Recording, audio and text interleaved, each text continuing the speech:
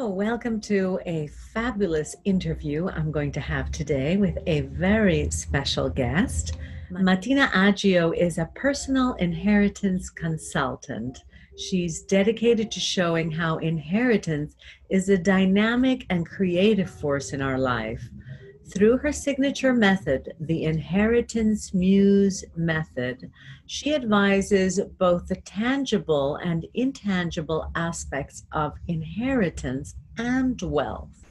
She provides niche counseling, facilitating individuals, often in midlife, to review their inheritance stories, to clarify their values, and manage their ownership from a deeper perspective. So, Matina, welcome to Alkistis TV. Thank you. You forgot to mention I'm also your sister. That is especially, Yeah. fabulous that I'm interviewing my sister today. So let's start with a little about you. Share with the viewers on how you came to create such a unique consultancy. Thank you for the lovely introduction, Alkisti. Yes, my life has been a series of events which led to this consultancy. About over a year ago, I made a basic decision to set it up and start working, helping other people manage their inheritance. As you know, I come from the heritage management sector, and I've helped other people manage their, let's just say, their heritage.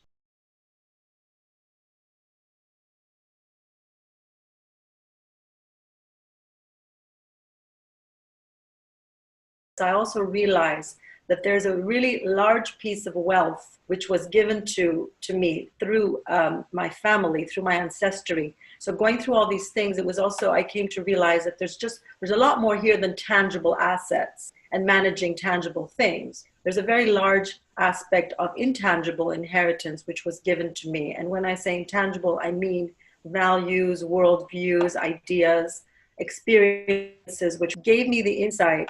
And I thought, it took me 2 years just to sort out the tangible things. And I thought, wouldn't it be nice if there was someone who could help me through this, who could make me understand and value and help me become a really good custodian of what I've received.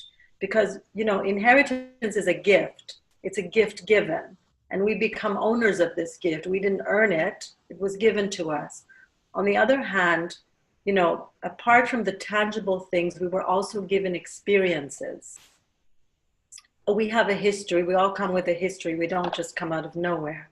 So all of that processing eventually led me to value what I received, try to do something with it, and therefore I entered the cultural entrepreneurship sector.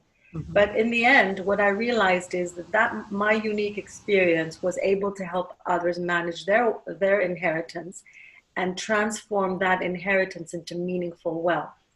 And so Inheritance Muse is basically about managing and optimizing your inheritance so that it really becomes empowering to you and it really transforms your life where you can experience meaningful wealth through that.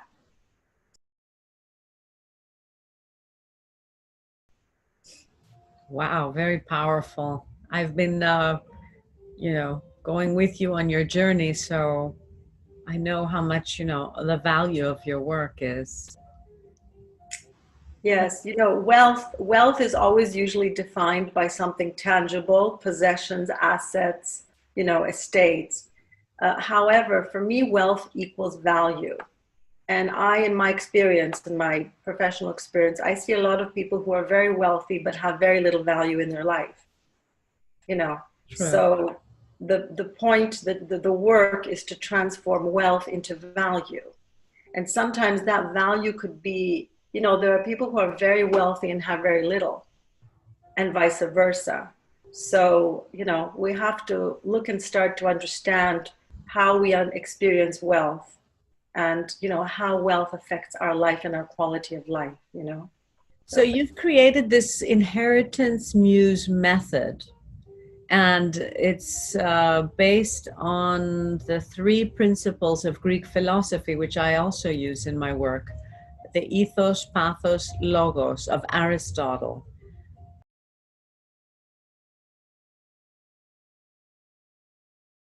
is that for me, ethos, as you very well said, has to do with our core values and our beliefs, and they represent a certain guide in our life.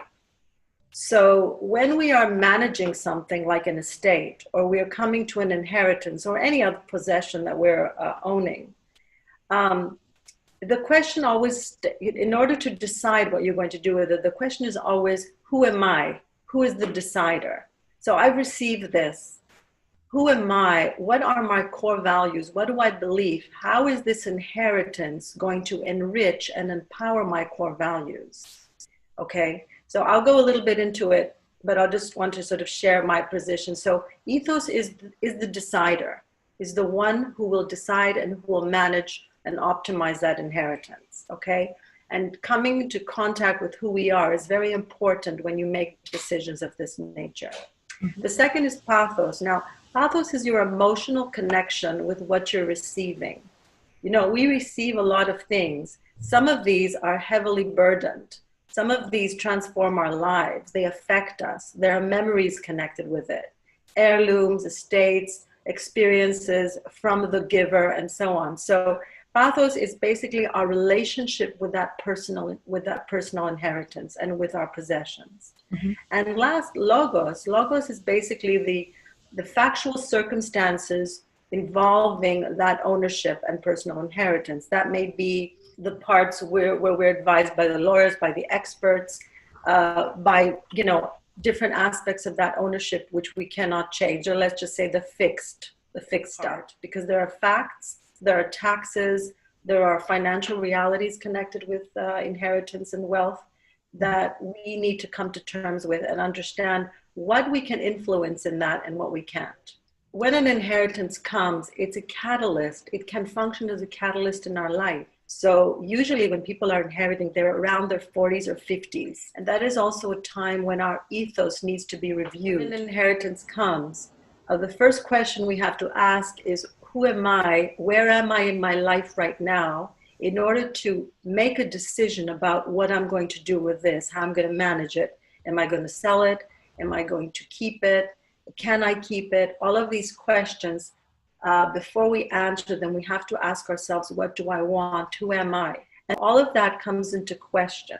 So it doesn't really matter if you're managing something very large like a chateau or an estate, or if you're managing just your closet with your clothes, you know, and you have to figure out what you're going to keep, what you're going to not keep.